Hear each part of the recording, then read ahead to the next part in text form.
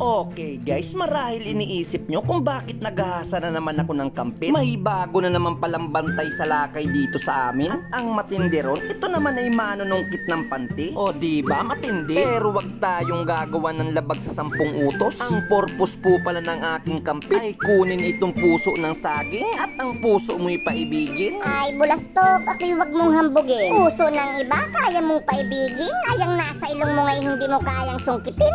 Kainaman naman itong si Kaorluan ay pati ako inalaglag. Tayo man din ay kampi. Tara at samahin na lang akong magluto nitong inukoy na saging. At yun na nga, hiningi ko na ang pambili ng Ricardo dito kay Kaputol na Punsing. Bibili lang ako saglit dito ng mga sangkap na ating gagamitin. At dun pala ako mamimili sa aking suking tindahan dito kay Nati Ani. Tara, let's go. Ayan, nandito na tayo. Siyempre, pag inukoy, kailangan ng harina. Para sa mga taong tulad nito na nakakahalina. Yan ang mga lahing pinis na may kutis morena. Siyempre, magic sarap saka ito sibuyas. Like color of apple. And she is beautiful.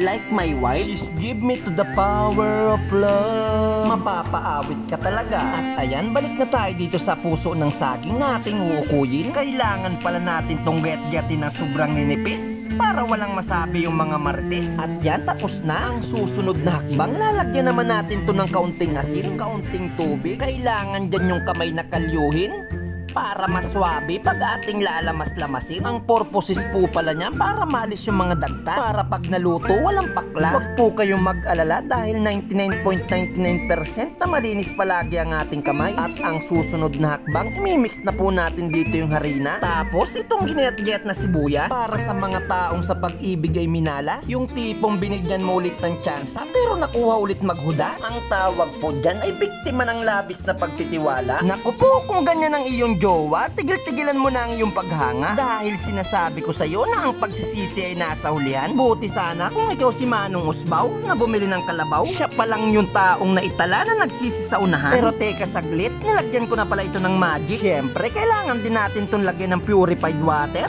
Pasig River. At imemekos-mekos na natin yan, insan. Siyempre, kailangan yan para maghalo-halo yung mga samya hanggang maging ready to cook na siya. Sindihan na natin ang ating super kalan. Hintayin lang natin yung ating kawali dahil ready naman ang mantika na ibabanli. At pag mainit na, pwede nang isala ang ating uukuyin. Atin lang tong balibalik ta rin para iwas sunog. Hinaan din natin ng konti itong ating gas tube. Tapos balibalik ta rin mo lang, baliktad ng baliktad. At yan, may luto na tayo ditong isa.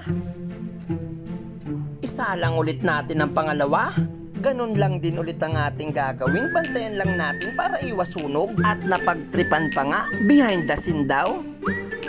At yun na nga, luto na ang pangalawa. Ang kailangan naman natin dito ay tikman at kainin ng mainam. At dahil nga hindi maalam kumain ng gulay yung ating anak, nakapagluto pa pala ako dito ng Argentina galing sa ayuda. At ayun na nga guys, luto na dito ang ating mga pang-ulam. Meron na din tayong sausawan. Siyempre, ready na dyan yung ating inukoy na saging at ating titikman. Siguradong masarap yan. At sa unang subo, walang pait at hindi maalat. Kaya approve, saktong-sakto yung lasa. Talagang matik, papatok to sa masa. Kaya kung nagustuhan mo ang ating munting palabas at mga lutong bahay, pwede mo tong i-share at pag-follow na rin ang ating Facebook account. Salamat sa mga nanood. Hanggang sa muli, salamat!